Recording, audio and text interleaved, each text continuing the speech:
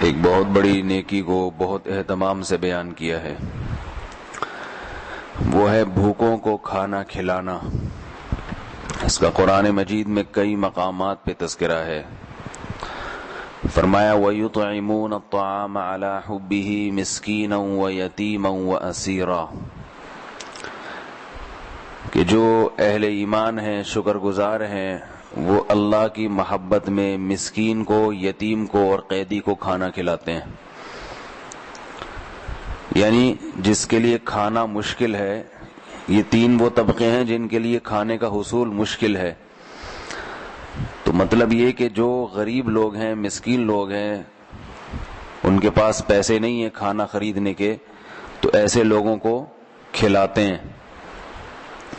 قرآن مجید میں ایک اور مقام پہ فرمایا وَمَا أَدْرَاكَ مَا الْعَقَبَةُ فَكُّ رَقَبَةٍ أَوْ إِطْعَامٌ فِي يَوْمٍ ذِي مَسْغَبَةٍ۔ فرمایا تمہیں کیا معلوم کہ یہ اسلام کی گھاٹی کیا ہے، ایک دشوار گھاٹی ہے جس سے تمہیں گزرنا ہے۔ تو یہ گھاٹی ہے کیا؟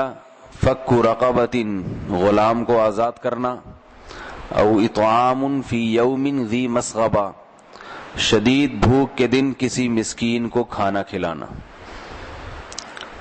او مسکیناً ذا متربہ، جس کو بھوک نے زمین سے لگا دیا ہو، ایسے بھوکوں کو کھانا کھلانا۔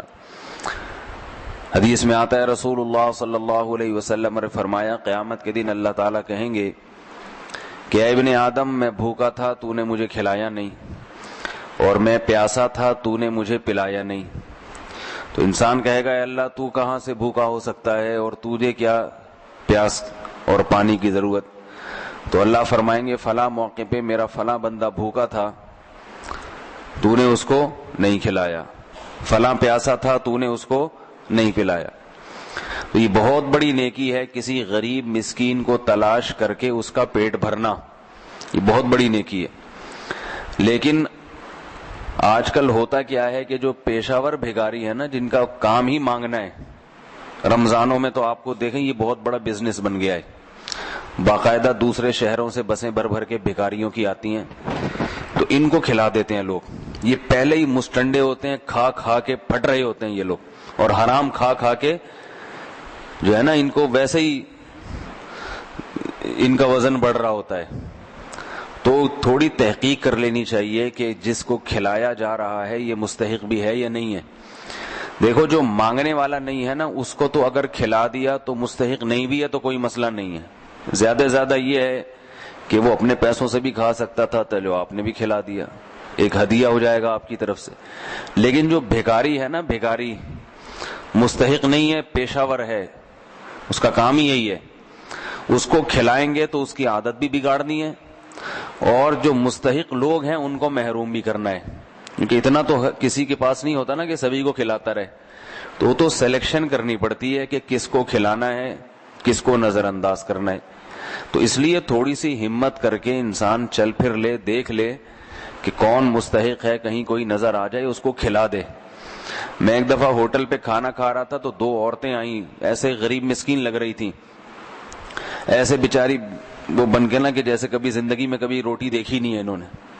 مجھے بڑا ترس آیا، میں نے ہوٹل والے کو کہا کہ 2 سالن پیک کرا کے ان کو دے دو۔ ہوٹل والے کا تو کام تھا، اس نے دے دیا۔ میں جب کاؤنٹر پہ پیسے دینے گیا تو اس نے کہا ان کا یہی کام ہے، یہ دونوں سالن انہوں نے آگے لے جا کے بیچ دیے ہیں، اب دوسرا کسٹمر آئے گا نا تو اس کے سامنے ایسے کھڑی ہوں گی جیسے زندگی میں کبھی روٹی دیکھی نہیں ہے۔ تو ان کا یہ صبح سے لے کے رات تک یہ بزنس ہے۔ تو یہ بھکاری بڑے کمبخت ہوتے ہیں، بڑے بے غیرت ہوتے ہیں، سوائے کوئی 1000 میں 2-4 کے۔ سب کو میں نہیں کہہ رہا، کچھ مستحق ہوتے بھی ہیں، لیکن میرا تجربہ یہ ہے، مشاہدہ یہ ہے، میں نے دیکھا ہے کہ یہ بڑے بے غیرت ہوتے ہیں۔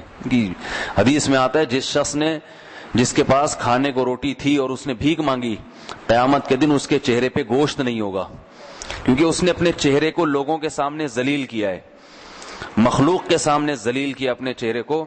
قیامت میں اللہ اس کے چہرے سے گوشت چھین لے گا، ذلیل کر دے گا اس کے چہرے کو۔ اسی وجہ سے علماء نے لکھا ہے کہ اگر ایک شخص کے پاس 2 وقت کا کھانا ہے، بالفعل ہے یا بالقوہ، بالفعل کا مطلب یہ کہ واقعی ہے، بالقوہ کا مطلب یہ ہے کہ ہے نہیں مگر اتنی بازوؤں میں طاقت ہے کہ دہاڑی لگا کے کما سکتا ہے، تو ایسے شخص کے لیے بھیک مانگنا حرام ہے.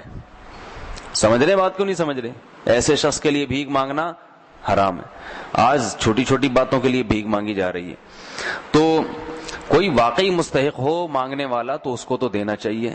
بعض واقعی مستحق بھی ہوتے ہیں لیکن کم ہوتے ہیں، عام طور پر ایسے ہی گھوم رہے ہیں. تو یہ بہت بڑی نیکی ہے خود تلاش کر کے کسی بھوکے کو کھلانا.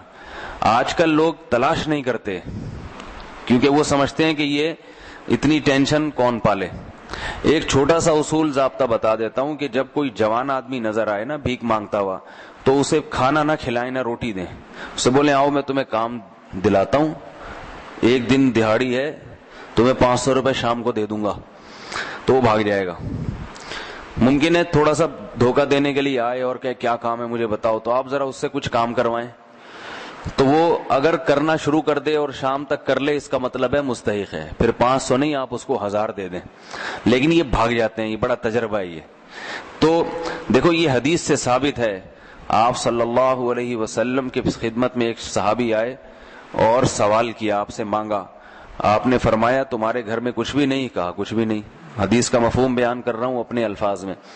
تو فرمایا کہ جاؤ کچھ بھی ہے، جو کچھ بھی ہے اٹھا کے لے آؤ. تو وہ ایک جو ہے نا وہ 2 درہم تھے ان کے گھر میں، یا 1 درہم تھا، وہ 2 درہم تھے وہ لے آئے. تو آپ نہیں 1 درہم لے آئے. تو آپ صلی اللہ علیہ وسلم نے فرمایا جاؤ اس سے وہ کلہاڑی کا جو ہوتا ہے نا وہ آگے کو کیا کہتے ہیں اس کو، جو بھی کہتے ہیں، بہر وقت کم ہے تو وہ کلہاڑی کا وہ لے آئے جسے کاٹتے ہیں. تو آپ صلی اللہ علیہ وسلم نے اس میں دستہ اپنے ہاتھ سے لگایا اور ان صحابی کو کہا کہ جاؤ جنگل سے لکڑیاں کاٹو اور بیچو. ابھی ان کے پاس کچھ بھی نہیں ہے، بس وہ 1 درہم تھا، اس سے وہ کلہاڑی خرید لی. تو وہ گئے جنگل سے لکڑیاں کاٹی، بیچتے رہے.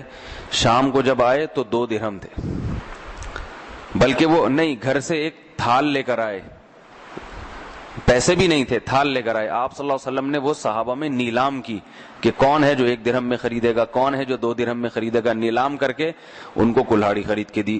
تو وہ لے کر آئے اور پھر 2 درہم، 1 درہم کے 2 درہم ہو گئے، 2 درہم کے 4 درہم ہو گئے. اس طرح انہوں نے کمانا شروع کر دیا. تو آپ صلی اللہ علیہ وسلم نے یہ طریقہ سکھایا. آپ کے پاس بھی کوئی بھکاری آئے نا، اسے بولیں تمہارے پاس جو کچھ بھی ہے لے آؤ، ہم تمہیں بتاتے ہیں کہ تم نے کیسے کمانا ہے. اسے کچھ طریقہ سکھا دیں. نہیں تو کم از کم اتنا تو پتہ چل جائے گا کہ یہ مخلص ہے، واقعتاً یہ محتاج ہے، تبھی تو محنت کے لیے تیار ہو گیا. تو اتنا پتہ چل جائے گا اس سے. تو یہ بہت بڑی عبادت ہے کسی بھوکے کو کھانا کھلانا. مگر آج کل جو کھلایا جا رہا ہے یہ بھوکے نہیں ہے، ٹھیک ہے نا، یہ جو کھلایا جا رہا ہے یہ بھوکے نہیں ہے، یہ پیٹ بھروں کو کھلایا جا رہا ہے. تو اس لیے تلاش کر کے بھوکوں کو کھلایا کریں. ایک بات تو یہ. دوسری بات یہ کہ جب کسی بھوکے کو کھانا کھلائیں جو اس کی مستحق ہے تو مستحق آدمی کو پھر اس کی حیثیت سے زیادہ دینا چاہیے. جب ایک دفعہ ثابت ہو گیا نا کہ یہ واقعی مستحق ہے تو ضرورت تو اس کی 2 روٹی سے پوری ہو جائے گی، پیٹ بھر جائے گا. لیکن یہ سوچنا چاہیے کہ یہ جس آدمی کے پاس 2 روٹی کے پیسے نہیں ہیں، اگر اسے 2 روٹی کھلا کے اضافی پیسے بھی کچھ دے دوں، ضرورت تو 2 روٹی کی ہے لیکن اتنا مستحق ہے تو زیادہ پیسے دے دوں، تو یہ بہت ثواب کی چیز ہے. اللہ تعالیٰ نے اس کی ترغیب دی ہے. واللہ یحب المحسنین، اللہ احسان کرنے والوں کو پسند کرتے ہیں. تو بھائی دین کا یہ ایک بہت بڑا شعبہ ہے بھوکے کو کھانا کھلانا.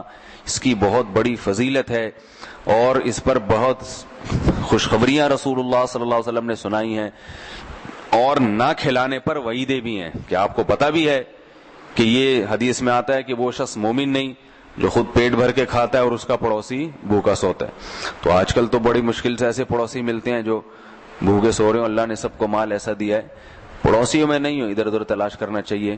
لیکن آج بھی ایسے لوگ ہیں جو بیچارے بھوکے سوتے ہیں، ان کو تلاش کر کے ان تک پہنچانا چاہیے. اللہ تعالیٰ سمجھنے کی، عمل کی توفیق عطا فرمائے. سبحانک اللہم و بحمدک، نشہد ان لا الہ الا انت، نستغفرک ونتوب الیک.